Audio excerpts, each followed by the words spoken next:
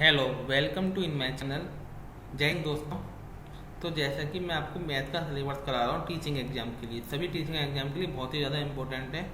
तो कल हमने करी थी परसेंटेज, आज हम करेंगे प्रॉफिट लॉस। क्या करेंगे? Profit and loss.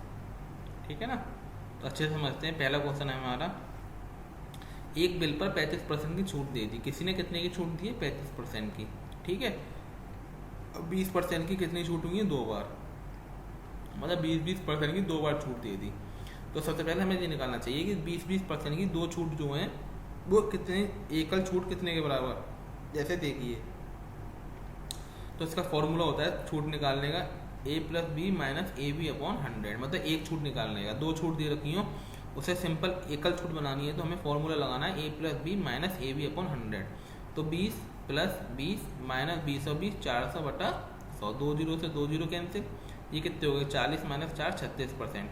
तो हम कह सकते हैं कि 20% की दो छूट 36% के बराबर है। क्लियर।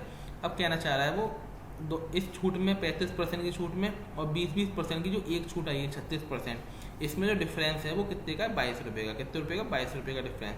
तो परसेंटेज में डिफरेंस कितना है बच्चों? 1% का। और 1% की वैल्यू हम कह सकते हैं 22 रुपये है। तो हमें क्या निकालना है? बिल की राशि। तो बिल की राशि कितनी होगी? 100%। तो 100% की वैल्यू कितनी आ जाएगी? 2200 रुपये। कितनी आ जाएगी? 2200 रुपये। समझ में आ गया आपके? नहीं आया? क्या निकाला हमने? 20% की एकल छूट निकाली। Formula a+b-ab/100। कितना आ गया? 36%। अब इसमें परसेंटेज में अंतर कितना है? 1%, जो किसके बराबर है? 22 रुपये के बराबर है। तो 100% किसके बराबर हो जाएगा? 2200 के बराबर। नेक्स्ट क्वेश्चन की बात करें हम, question number second.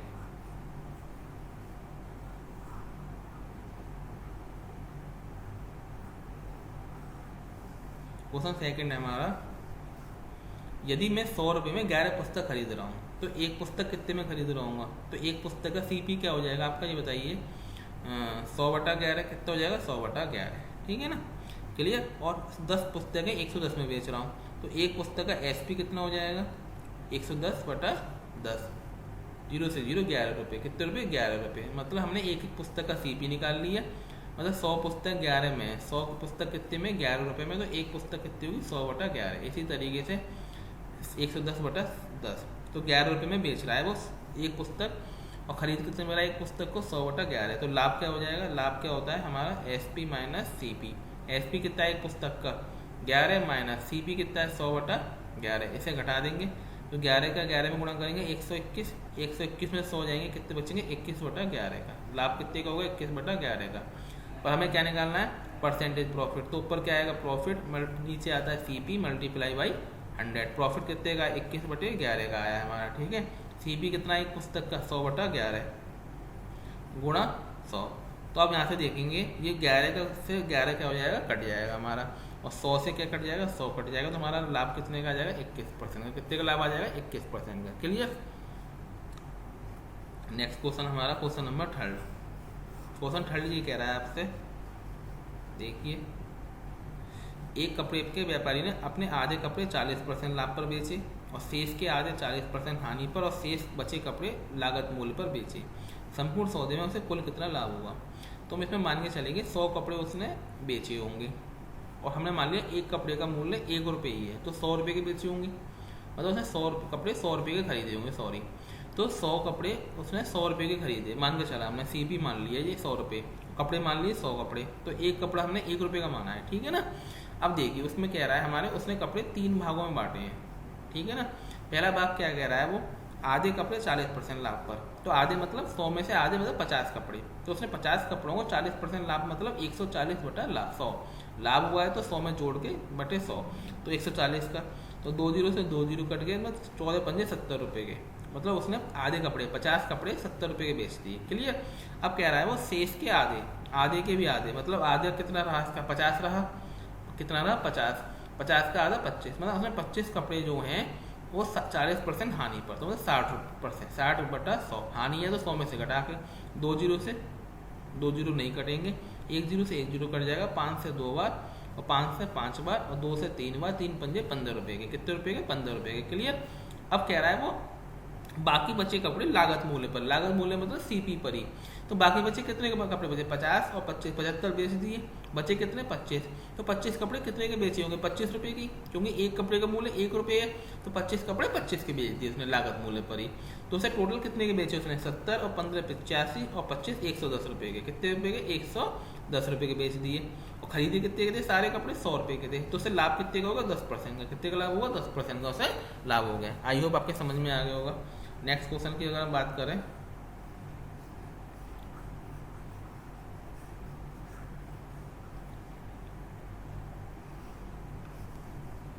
Question number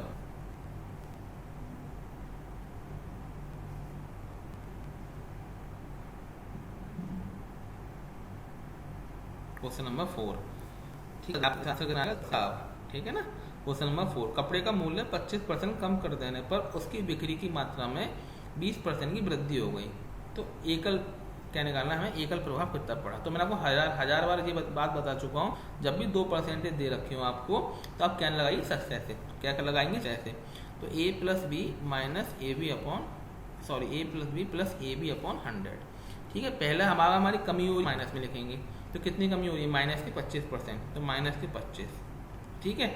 लाभ और हो तो प्लस के 20, क्या हो जाएगा प्लस के 20, ठीक है। वृद्धि हो रही है ना, तो प्लस के 20 माइनस प्लस का मल्टीप्लाई माइनस, कितना आ जाएगा 500, कितना आ जाएगा 500 बटा 100, 2 जीरो से 2 zero cancel, minus 25 plus 20 minus 5, ये भी क्या है माइनस 5, तो माइनस के 10% का मतलब है 10% की कमी हो रही होगी। तो कौन सा ऑप्शन है, ऑप्शन नंबर डी, 10% का ह्रास। समझ में आ गया। सक्सेसिव लगाना है जब भी 2% एक साथ दे रखे हों, चाहे वो वृद्धि कर रहे हो चाहे वो कमी कर रहे हो, वृद्धि कर रहे हो तो प्लस और कमी कर रहे हो तो माइनस, सीधी सी बात है, ठीक है। अगला क्वेश्चन है हमारा क्वेश्चन नंबर 5, 1000 रुपये पर 40% की छूट है। 1000 रुपये पर 40% की छूट मतलब 1000 पर 40% की छूट का मतलब हो गया 400 रुपये की छूट। डायरेक्ट निकालना चाहिए आपको, परसेंटेज से हमेशा कितने जीरो कटते हैं 2 जीरो, तो कितना आ जाएगा 40। और 30% 30% की एकल छूट। अब देखो 30% तथा 10% की छूट का अंतर कितना है, तो पहले हमें ये निकालना पड़ेगा 30 और 10 की एकल छूट कितनी होगी।